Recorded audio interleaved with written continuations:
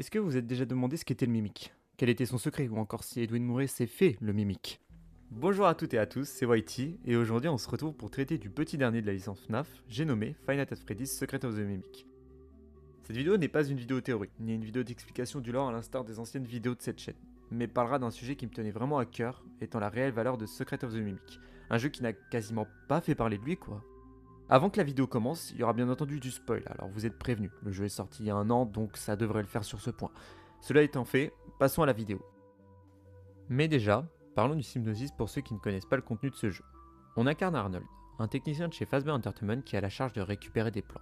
Manque de bol, c'est Edwin Murray, un prestataire externe de Fazbear qui les détient, mais ne donnant aucun signe de vie, nous nous faufilerons dans son usine. On explorera alors un lien abandonné de toutes choses, avec en son sein le Mimic, une machine aux pulsions meurtrières qui s'est déjà occupée de nos précédents collègues. L'objectif sera alors de récupérer ces plans sans se faire zigouiller par ce dernier. Cela étant fait, traitons maintenant du sujet de la vidéo. Le jeu propose en premier lieu une expérience similaire à Security Breach, avec un grand lieu à explorer dont ces zones sont bloquées, zones seulement accessibles à l'aide d'autorisation que l'on retrouve par-ci par-là.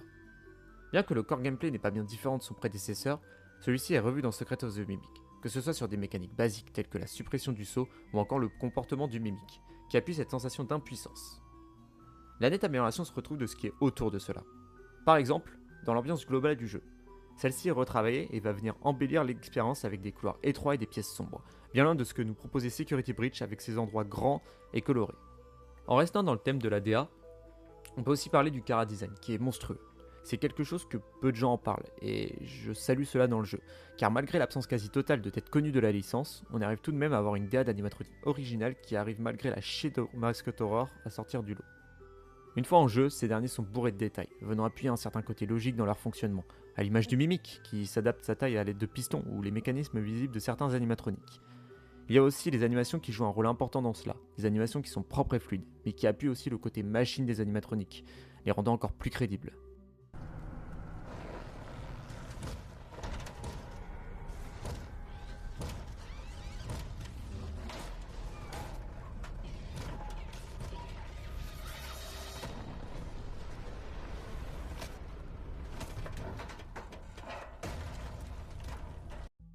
De manière générale, ce jeu est de bien meilleure qualité par rapport à Security Breach, avec des graphismes et une interface utilisateur qui ne donnent pas cette impression de premier jeu fait avec les ressources de base du moteur. Pour finir, parlons du plus important, qui est l'histoire. Sans rentrer dans les détails, c'est le premier jeu FNAF qui a une histoire aussi bien structurée. On peut constater le travail mis sur la narration, bien loin des histoires maladroitement contées des premiers jeux. Même si celle-ci est centrée autour de la famille Murray, on veut au cours de notre aventure comprendre ce qui s'est réellement passé pour qu'il n'y ait plus personne dans cette usine, et ce qu'il est advenu de cette famille aussi. C'est vraiment un vent de fraîcheur pour la série, avec une histoire qui n'est pas l'extension de quelque chose que l'on connaît déjà, et qui est extérieure à celle des autres jeux, même si, bien entendu, elle reste fortement liée à ces derniers, et explique des éléments du lore. Je ne m'étendrai pas sur ce dernier, car la vidéo s'étendrait sur des heures et des heures vu ce qu'il y a à dire. Secret of the Mimic propose sur le papier que de bonnes choses, étant une preuve de l'avancée de Steelwood qui, avec ses jeux précédents, ont appris de leurs erreurs pour proposer une bien meilleure expérience. Est-ce donc le jeu parfait, me demanderez-vous, le Némésis des FNAF? Eh bah désolé de vouloir casser l'ambiance, mais la vidéo n'aurait pas ce titre si on se laisserait là. Non, le jeu n'est pas parfait, et il est loin de l'être. Avant toute chose, il faut savoir que le jeu coûte 40€, ce qui est le prix d'un remake de Resident Evil ou encore de Clair Obscur en réduction, pour un jeu qui, spoiler, n'est pas aussi ambitieux. Niveau durée de vie, on en a pour approximativement 8 heures de jeu, et le double de 16 heures, soit 16 heures pour faire le 100%. C'est quand même cher pour ce que c'est.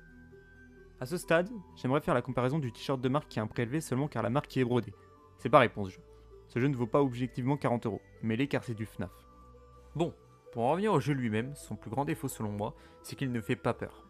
On est plus sur un jeu d'infiltration où il faut se cacher et résoudre des puzzles que de craindre réellement le danger, ce qui est le comble pour un jeu d'horreur. Tu as cette peur en début de jeu, où tu ne sais pas vraiment comment tu vas te faire cuisiner, mais une fois que tu comprends, la peur s'estompe complètement. Il n'y aura que face au White Tiger que tu flipperas, puis voilà. Le problème avec Steelwood, c'est qu'il n'arrive pas à être à la hauteur de ce que Scott Cawthon pouvait faire, c'est-à-dire de créer une pression continue sur le joueur pour amplifier l'impact du screamer. Un screamer, c'est top et c'est utilisé dans tous les jeux d'horreur, mais il ne faut pas que l'horreur repose sur cette seule mécanique, ce sur quoi le jeu sera un mauvais jeu en son genre, comme Secret of the Mimic. Quelque chose que j'ai aussi mentionné, les puzzles. Je sais que beaucoup s'en sont plaints, donnant un style Poppy Playtime au jeu, et c'est vrai qu'il y a certains puzzles qui sont plutôt bien et qui rentrent bien dans le thème du jeu, mais il y en a beaucoup qui sont aussi chiants et qui sont là juste histoire de mettre des puzzles. Quelque chose qui peut être aussi décevant, c'est le gâchis de potentiel qu'est le Mimic. Comme dit plus tôt, tu saisis rapidement comment il fonctionne, et hors section de jeu spécifique, il va toujours utiliser le même procédé. Une machine capable de s'adapter à tout et à rien. Ça aurait été bien d'avoir un monstre celui d'Alien Isolation, un jeu sorti en 2014 qui s'adapte en fonction de comment le joueur agit. Cela aurait été complètement cohérent avec le personnage qu'est le Mimic. Mais bon, Steelwool ne fait pas non plus de AAA, ce n'est pas un grand studio. Il ne reste encore des points négatifs que je pourrais citer, à l'exemple des extérieurs qui ne sont vraiment pas très beaux, ou de légers bugs à la sortie, mais ils ne sont que minimes, si on compte pas le softlock qu'il y avait lors de la première version du jeu. Mais ça c'est autre chose. Malgré tout cela, le jeu reste bon. Il est bourré de refs et le renouveau qu'il propose fait un grand bien. Alors pourquoi on en a quasiment jamais entendu parler? Car ce ne sont pas ces défauts qui vont principalement peser dans la balance, mais ce qu'il y a autour. Malgré un jeu qui signe une vraie marche en avant pour la franchise, c'est à peu près 150 000 copies vendues pour Secret of the Mimic, contre 1,5 million pour Security Breach, qui est censé être un jeu moins bon, non? C'est autant que Hellpointed 2 qui lui est sorti en VR, alors comment cela peut-il s'expliquer?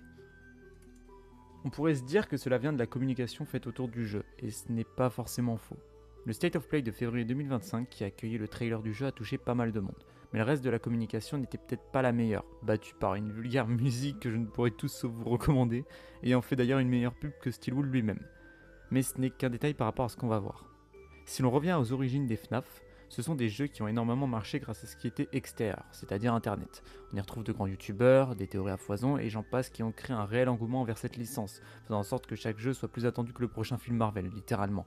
Et ça, Scott Cawthon l'avait bien compris, enchaînant les sorties tous les 6 mois. Je ne vais pas rentrer sur les détails du pourquoi et du comment les jeux ont tant bien marché à l'époque. C'est du vu et du revu sur cette plateforme et si jamais il y a un tas de bonnes vidéos, vous pouvez aller les voir, elles sont superbes. Cet engouement est pour longtemps resté, se calmant après que Scott Cawthon se retire une bonne fois pour toutes du développement. Malgré cela, cette hype est revenue à l'annonce d'un seul jeu, Security Breach. Ce jeu était censé être plus grand, bien plus ambitieux et semblait pouvoir relancer à lui seul la franchise. Et c'est sur ce point que Security Breach est autant bien vendu. Mais une fois sorti, la réalité frappa. Le jeu, étant à la limite du moyen, si ce n'est pour dire mauvais, n'a pas été à la hauteur des attentes et les fans ont été pour la plupart déçus. La corrélation avec Secret of the Mimic, me demanderez-vous? C'est que Security Breach a détruit l'intérêt global des gens, les bloquant à la mentalité et à cette phrase typique du FNAF c'était mieux avant. Je suis sûr que vous l'avez déjà entendu quelque part, que ce soit par vos proches ou sur internet. Cette partie des fans, ayant perdu toute confiance, se sont alors fait à l'idée que la licence a définitivement chuté, et qu'il n'y aurait pas de retour en arrière possible. Ils sont alors partis. Mais cela n'est pas tout. Il y a aussi un autre facteur à prendre en compte qui est l'absence de la licence à travers le temps. Ce que je veux dire par là, c'est que Security Breach est sorti en 2021. Puis en 2023 sort Hellpointed 2, un jeu qui paraît secondaire tellement il fait peu parler de lui. C'est alors en 2025, soit 4 ans après la dernière vraie vague de hype que Secret of the Mimic sort. 4 ans, c'est largement le temps qu'il faut pour que les gens changent d'horizon, en allant dans d'autres fandoms. Ils vont alors monter une hype ailleurs, et les nouvelles générations vont avoir plus tendance à les rejoindre d'eux-mêmes. Il suffit de voir pour ça les trailers de jeux, pour comparer l'engouement à travers le temps. Ou pour une vingtaine de millions de vues pour Security Breach, c'est à peine 2,5 millions pour Secret of the Mimic. Malheureusement, cela ne s'arrête pas là, car Secret of the Mimic lui-même est pour cause de sa propre chute. Une chute qui ne vient pas de si le jeu est bon ou mauvais en soi, mais du sujet qu'il traite. Une fois Secret of the Mimic sorti, vous achetez le jeu. Vous êtes impatient de le lancer. Puis, une fois dedans, on vous met dans une camionnette, en vous expliquant qui vous êtes et le plus important, votre tâche. C'est alors que vous sortez de ces dernières, puis en voyant l'usine, vous y pénétrez.